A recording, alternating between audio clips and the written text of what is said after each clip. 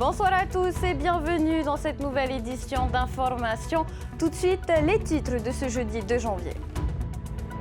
C'est une tradition du début d'année, les commerces font leurs inventaires. À Papeete, plusieurs magasins ont baissé les rideaux. À l'intérieur, c'est l'effervescence pour être prêts à accueillir à nouveau les clients. Annoncé en 2024, applicable au 1er janvier 2025, de nombreux changements fiscaux vont impacter le quotidien des Polynésiens. Immobilier, taxation des produits sucrés, plus encore, retrouvez dans ce journal les principales modifications. Puis découvrez nos astuces pour optimiser vos congés. Comment profiter de plusieurs week-ends prolongés en posant un minimum de jours. Un guide pratique pour planifier votre année.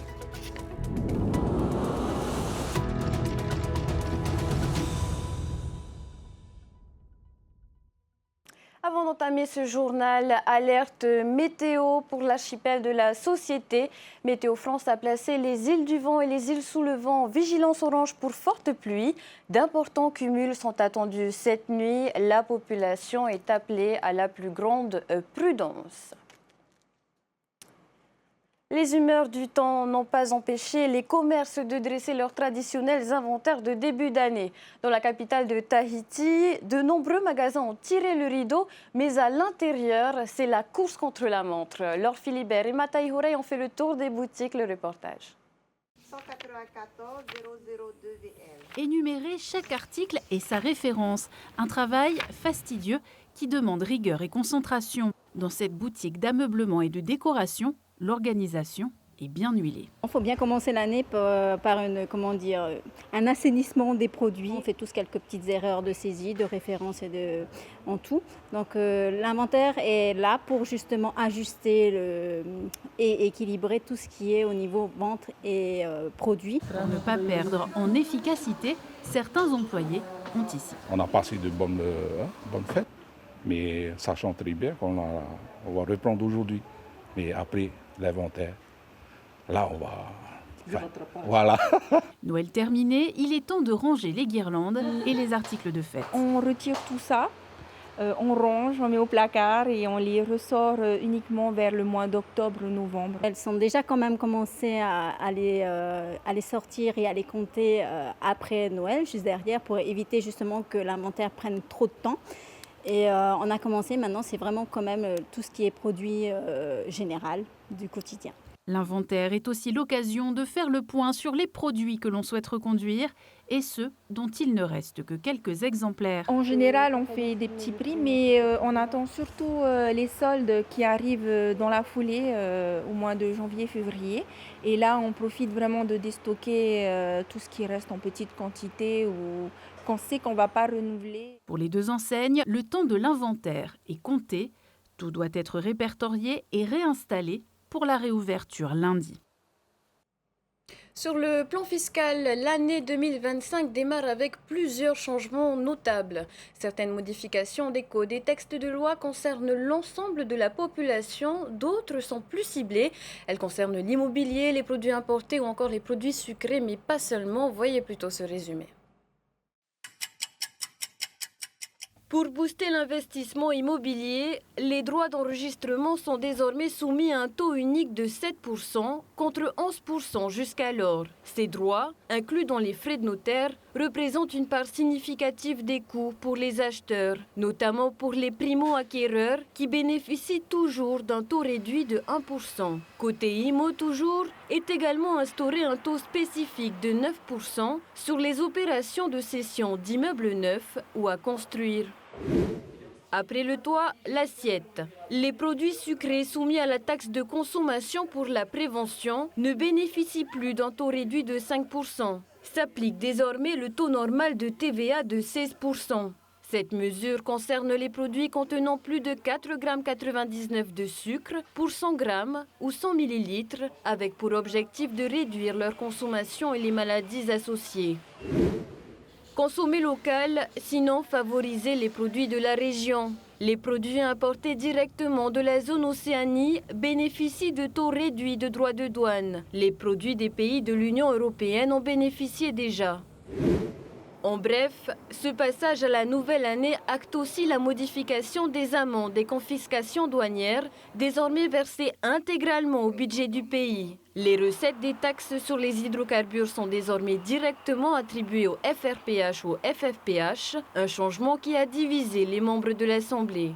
Côté transport, les véhicules dédiés à l'apprentissage de la conduite sont exonérés de la taxe de mise en circulation. Enfin, une bonne nouvelle pour les professionnels du copra, son prix est passé de 155 francs à 165 francs le kilo, une hausse décidée pour relancer la filière. Et souvenez-vous, dans la foulée de l'adoption du budget 2025 par l'Assemblée, le président de l'institution soumettait au vote des élus une résolution invitant l'État à ouvrir le dialogue de la décolonisation, puis une délibération le permettant d'attaquer l'État en cas de refus. La riposte du Haut-Commissariat est désormais engagée. Le Haut-Commissaire demande au tribunal administratif l'annulation de cette délibération.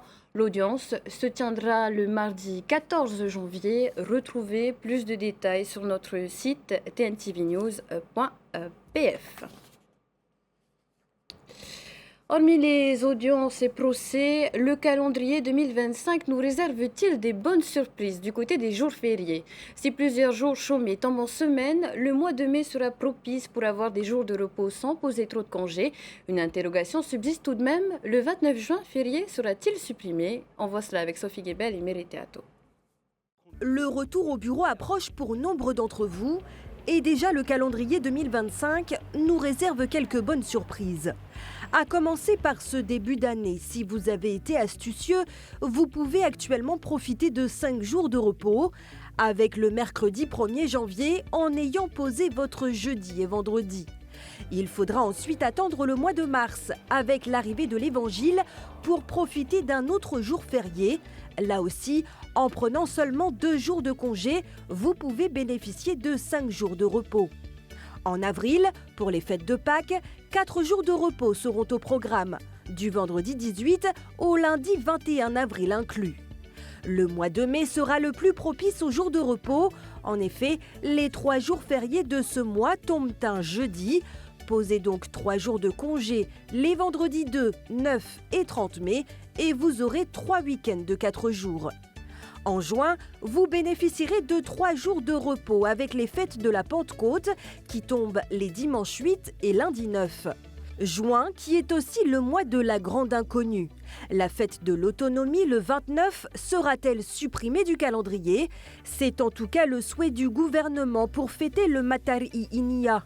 Un jour qui serait donc férié et programmé le dernier vendredi du mois de novembre, une date flexible qui ne fait pas l'unanimité chez les syndicats. Si le projet de loi est en tout cas dans les circuits législatifs, reste à le faire appliquer, affaire à suivre. Au mois de juillet, vous pourrez profiter d'un week-end de 3 jours avec la fête nationale qui tombe un lundi. En août, autre week-end de 3 jours avec l'Assomption. Il faudra ensuite attendre novembre pour profiter de nouveaux jours fériés. Si la Toussaint tombe un samedi, l'armistice sera un mardi. En posant votre lundi, vous pourrez donc bénéficier de 4 jours de repos. Enfin, Noël cette année sera un jeudi. Prenez donc un jour de congé le vendredi et vous profiterez de 4 jours pour célébrer les fêtes de fin d'année. Et pour partir en vacances, l'esprit plus léger, pourquoi ne pas se former aux gestes de premier secours? Si cela vous intéresse, sachez que le Rotaract Club de Papeete organise des sessions de formation gratuites pour toucher un maximum de personnes et peut-être sauver des vies. Laure Philibert sur des images de Sam Teinaouré. Il faut appuyer fort et 100 à 120 par seconde. Donc c'est rapidement. Avoir les bons réflexes, ça ne s'improvise pas. Et faire un massage cardiaque en situation d'urgence peut impressionner. Rien de tel que la pratique pour comprendre comment réagir en cas d'accident. Tristan est formateur professionnel et bénévole pour cette session de formation. Le but, c'est de former un maximum de population aux gestes de premier secours. Donc former dès l'école primaire, après avec une continuité au collège, au lycée. Et en plus, ça donne ensuite l'envie aux personnes à avoir cette possibilité d'aider son prochain, de savoir qu'on peut aider son prochain avec des gestes simples. Mais en tout cas, ce qui est sûr, c'est que ces formations aux gestes élémentaires permettent de sauver des vies. Et d'ailleurs, on le voit dans les pays où un maximum de personnes est formé dès l'école, qu'on trouve des défibrillateurs dans tous les lieux publics, ils ont un taux de survie d'arrêt cardiaque préhospitalier qui est beaucoup plus important que chez nous.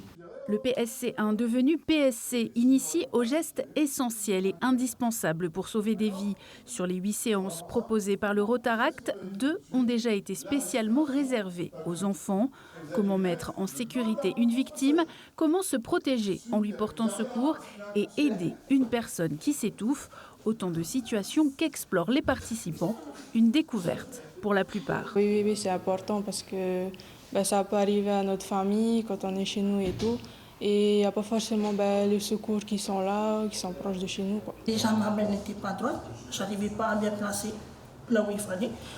Et du coup, à force de regarder, de copier sur les autres, j'ai compris. C'est important que tout le monde sache comment faire les premiers secours qui pourraient bien sauver la vie d'autrui.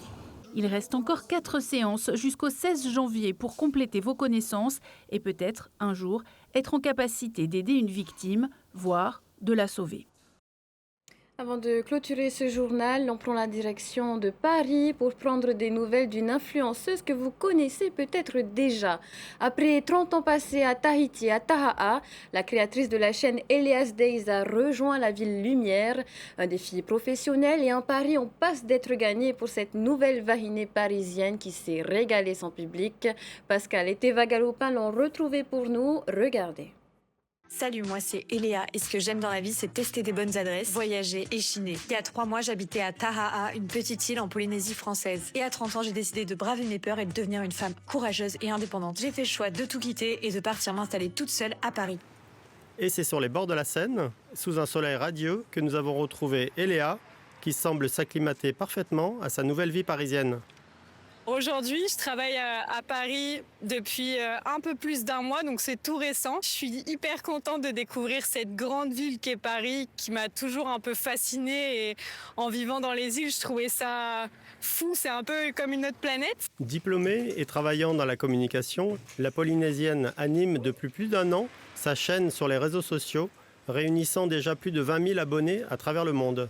Les cheveux que tu as laissé pousser pour le heiva, ils deviennent problématiques. Il y en a qui sont dans le sous-pull, il y en a qui sont dans le pull, dans les shorts, dans la vie. On peut pas tout avoir chaud, être beau. Je sais pas comment ils font les Parisiens. Je me sers un peu de ces réseaux sociaux pour échanger avec ma communauté et parler de toutes ces différences-là. On en parle du vouvoiement ici.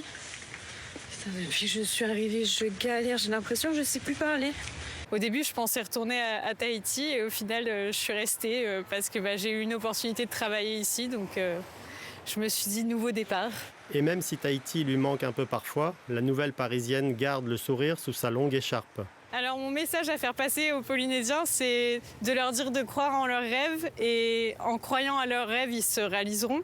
N'ayez pas peur de partir vers d'autres horizons. Et je profite de cette occasion de vous souhaiter une bonne année 2025 à tout le Tamagang. Yarana et Tema Tahiti Happy. Et puis gardez le sourire puisque les fêtes continuent sur PNTV avec un nouvel épisode du meilleur pâtissier. À partir de demain, Rarahu Maha'a reprend les rênes du journal. Quant à nous, on se retrouve lundi. Prudence sur la route en ce premier week-end de 2025. Excellente soirée et très belle fin de semaine à tous. Retrouvez ce journal en replay sur notre site internet et notre application mobile TNTV.